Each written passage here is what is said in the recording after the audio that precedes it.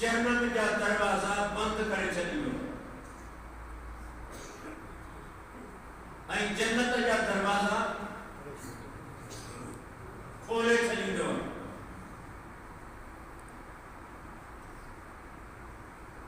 मुनकर नकीर खे पाबंद कयो वेंदो आहे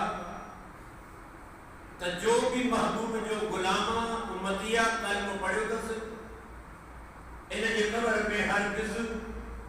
न वञा न वञा।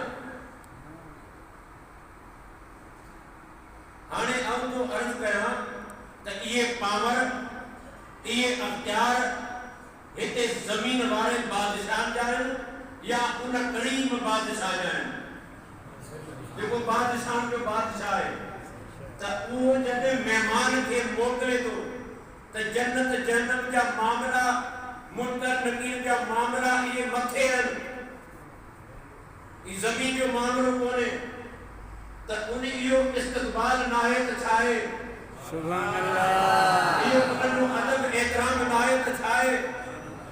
त जंहिंजो इस्तक़बाल अहिड़े रूप में ख़ुदा जी ज़ात महिमान खे मोकिले ऐं मोकिलण सां गॾु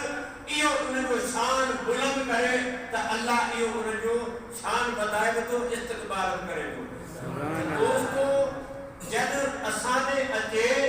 ऐं तूं ऐं असीं उनजी इज़त कयूं उनखे राज़ी कयूं उन अहिड़े महिमान खे ख़ुशि कयूं ऐं अल्लाह जे दरबार में वञे ऐं रब उन खां पुछे त मुंहिंजे बंदे तुंहिंजा कहिड़ो सलूक कयो ऐं उहो वेही ऐं तुंहिंजी तारीफ़ करे ॾाढी मूंखे मोहबत ॾिनई गल लाथई गिराकी ॾिनई मुंहिंजो अदब कई एहतराम कई मुंहिंजो त कई पर मुंहिंजे रोज़े रखण वारे जो अदब कई तूं ॿुधा त